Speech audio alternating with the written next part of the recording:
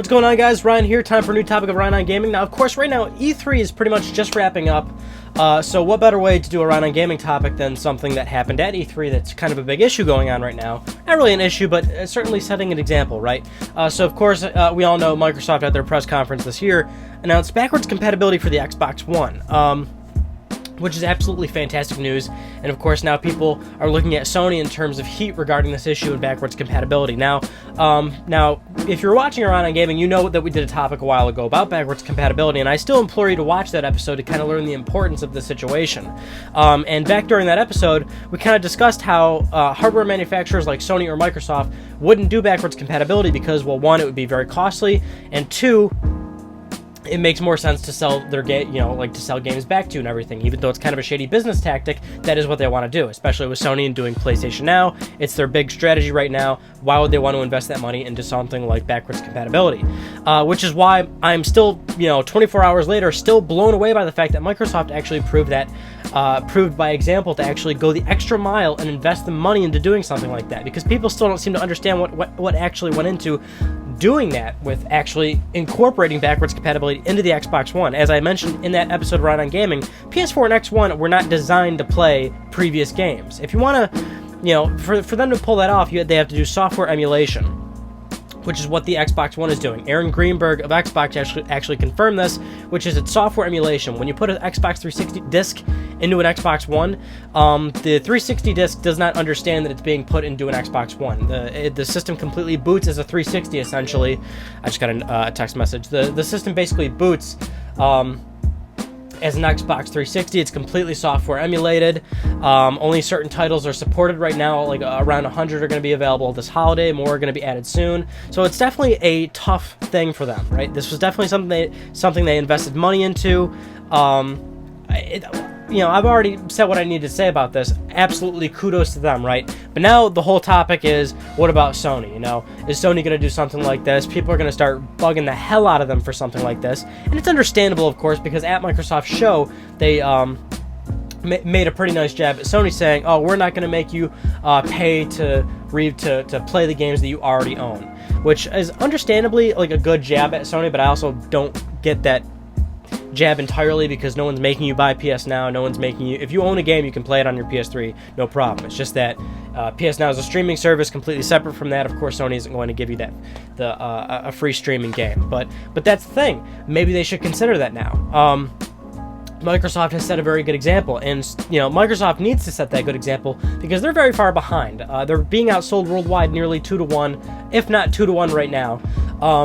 So Sony's obviously in a very comfortable lead, but when this news initially broke out during the conferences, people were asking like, oh, what's going on? Is Sony going to follow suit? And honestly, I don't see them following suit. Absolutely, not at all whatsoever. And it's kind of a tough spot for Sony because the whole thing is, yeah, they do have PlayStation Now. That kind of was their answer to backwards compatibility. It was kind of their answer to both of them. It's, hey, let's do backwards compatibility, and let's, have an actual service that kind of is future-proof that we can probably move forward with into PlayStation 5, PlayStation 6, expand this to televisions, expand this to outside of PS4 and PlayStation Vita, PlayStation 3, all these different devices, right? It was a very granular sort of, it's a more widespread thing, right? They weren't doing this just for backwards compatibility, but it was a very big business-wide approach. So, you got to figure, is it worth it now to invest that sort of money and to do something like that on PlayStation 4? And that's another thing, is that because it's so difficult to do something like this, it would be even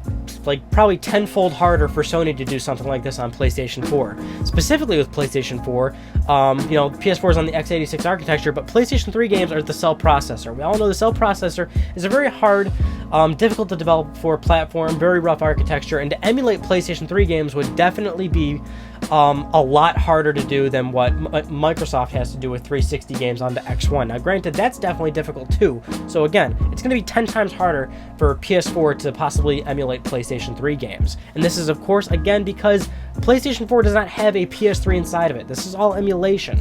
Now, there are a few rumors a while ago regarding this in terms of software emulation for PlayStation 4. The only rumors that we actually heard of is that Sony was testing software emulation for PS1 and PS2 games. And that's, of course, very, very I don't want to say very, very doable, but definitely a lot more doable than doing backwards compatibility for PS3 games. So, for example, software emulation on PlayStation 4 would be, you know, the PS4 could start playing PS1 discs. It could start playing PS2 discs. It could start downloading PS1 classics, PS2 classics.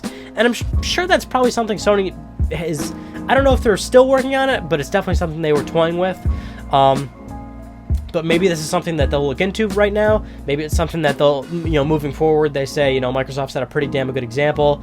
Granted, we do have a lead right now, but we want to keep that lead. We want to show customers that we do care. Maybe we'll do something like that. It's just hard to say that they would do this with PS3 games, because that would be a really, really big hurdle to overcome. And I don't think Sony... Not only am I not sure that Sony can pull it off, but I don't even think they want to pull it off, because, again, it's going to cost a lot of money with...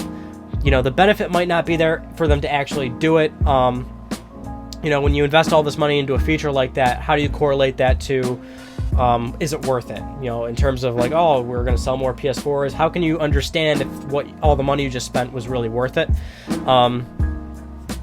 So, Tony Danza.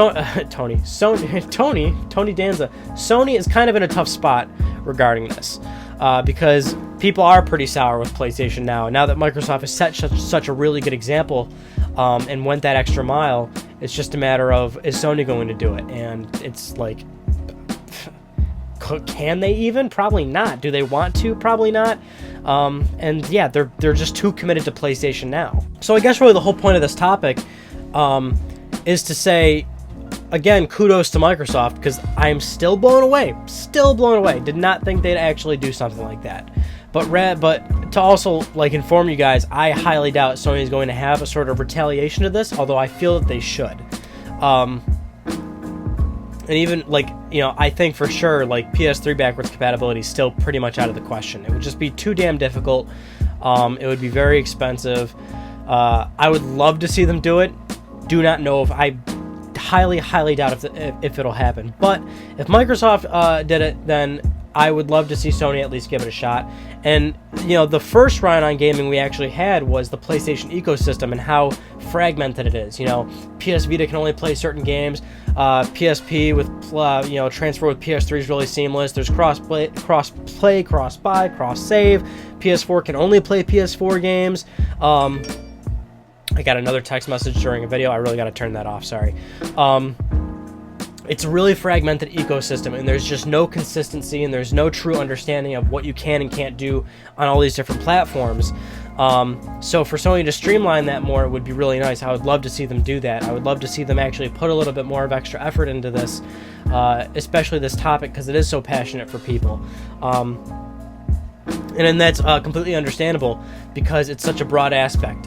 Some people are completely, you know, don't give a flying shit about backwards compatibility, and that's also very true. I mean, when you buy a new system, you buy a new system to play new games. So, but we all have, a lot of us have a huge library of games. We don't want all these consoles plugged in, and just when you have two multi-billion-dollar corporations fighting for your hard-earned dollar, you know, one does a really good thing. Now, what's the other guy going to do?